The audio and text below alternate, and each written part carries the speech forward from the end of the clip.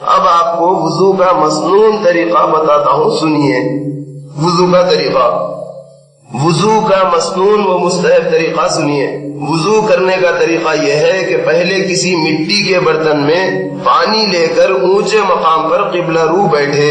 مٹی کے برتن میں پانی لے کے قبلہ رو بیٹھے تو بہت اچھی بات ہے، ورنہ آپ نل سے بھی وضو کر لے سکتے ہیں، نل سے کرے تو بھی ہو جاتا، لیکن ذرا مٹی کے برتن میں لے لیے، اونچے مقام پہ بیٹھ گئے، قبلہ رو بیٹھے تو ماشاءاللہ اجر اور زیادہ ہو جاتا، ورنہ آپ نل پر بھی کر سکتے ہیں، الحمدللہ کوئی خاص بات نہیں ہے، دونوں طرح سے ہو جائے گا۔ تو آپ کیا کریں گے؟ سب سے پہلے قبلہ رو بیٹھ کے وضو کی نیت کرنا۔ تو وضو کی نیت کیسے؟ میں نے وضو کا ارادہ کیا نماز کے لیے اللہ تعالیٰ سے نزدیکی حاصل کرنے کو، یہ نیت کرنے کے بعد بسم اللہ الرحمن الرحیم کہہ لیجئے، یا یاد کر لے سکتے ہیں تو یہ کہہ لیجئے، کیا کہیں گے؟ بسم اللہ العظیم والحمد للہ علی دین الاسلام۔ کیا کہیں گے؟ بسم اللہ العظیم والحمد للہ علی دین الاسلام پڑھیے، اور داہنے چلو میں یعنی سیدھے ہاتھ میں پانی لے کر دونوں ہاتھ پہنچوں تک 3 دفعہ دھونا۔ ایک بار پانی لیے دھو لیے، پھر ایک بار پانی لیے دھو لیے، 3 دفعہ پانی لے کر دھو لینا دونوں ہاتھ۔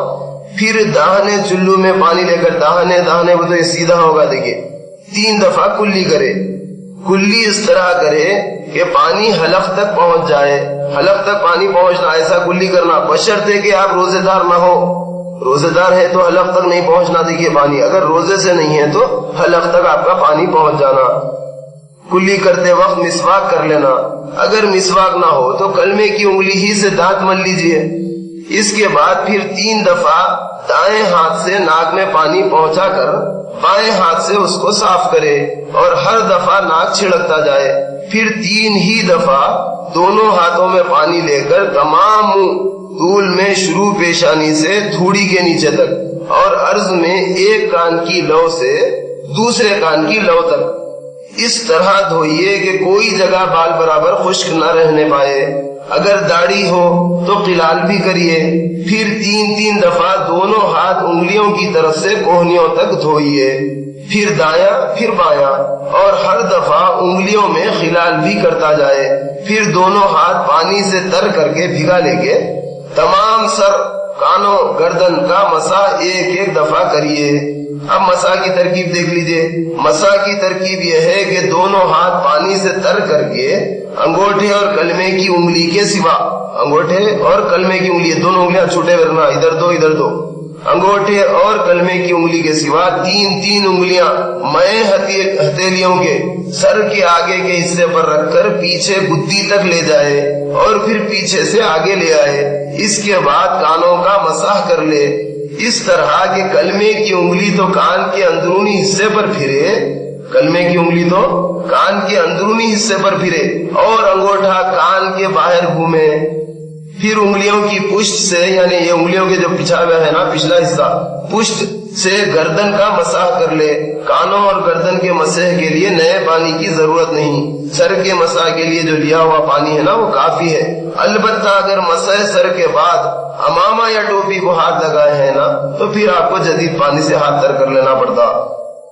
جیسے ہی آپ کا مسح ختم ہو گیا پھر دونوں پاؤں ٹخنوں سمیت 3 دفعہ مل کر دھوئیے، پہلے دایاں پھر بایاں، لیکن دونوں پاؤں بائیں ہاتھ سے ہی دھونا۔ دیکھیے بعض لوگ بایاں پہلے تو سیدھے ہاتھ سے سیدھا ہے تو بائیں سے، ایسا نہیں، سیدھا ہو یا بایاں دونوں کے دونوں کو بھی آپ بائیں ہاتھ سے دھوئیں گے، سمجھے آپ؟ اور ہر دفعہ انگلیوں میں خلال کرنا۔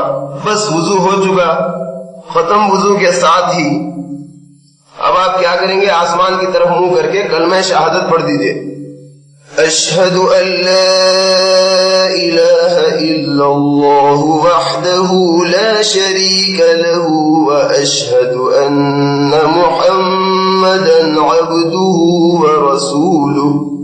یہ پڑھ دیا، ماشاءاللہ اب آپ کا وضو بھی ہو چکا، الحمدللہ۔ پہلے اس خادم نے آپ کو غسل کا طریقہ سنایا، پھر اب وضو کا طریقہ سنایا، اب آپ کو نماز پڑھنا ہوگا۔ آپ نماز پڑھنا چاہتے ہیں تو جگہ کا بھی پاک ہونا ضروری ہے.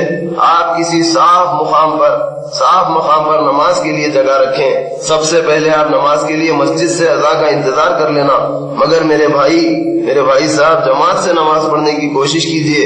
جہاں تک ہو سکے جماعت سے نماز پڑھنا 27 درجے زیادہ ثواب ہے. دیکھیے، اگر کسی وجہ سے جماعت سے نماز نہیں پڑھ رہے ہیں تو گھر میں، دکان میں، جہاں بھی آپ رہیں ضرور نماز پڑھنا، نماز نہیں چھوڑنا. گھر میں بھی ماحول بنائے رکھیے، سب لوگ نماز پڑھتے رہیں. بیوی بچوں کو، سب کو نماز پڑھانا. اگر آپ نماز پڑھیں گے تو بیوی بچے بھی نماز پڑھیں گے. نہیں، آپ خود نہیں پڑھتے تو وہ لوگ کہاں پڑھیں گے؟ بیوی بچوں کو بھی پڑھائیں. قرآن مجید میں تاکید ہے، سورہ تحریم میں آیا ہے. دیکھیے، اعوذ باللہ من الشیطان الرجیم. یا ایھا الذین آمنوا قوا انفسکم واہلیکم نارا. اس کے معنی دیکھیے، ترجمہ دیکھیے. اے ایمان والو، اپنے آپ کو اور اپنے گھر والوں کو دوزخ کی آگ سے بچاؤ. دیکھیے اب دیکھیے، سنیے، خود پڑھ لینا کمال نہیں ہے، بیوی بچوں کو بھی نماز پڑھانا، دوزخ کی آگ سے بچانے کی پوری کوشش کرنا. سارے کا سارا گھر نماز پڑھنا چاہیے.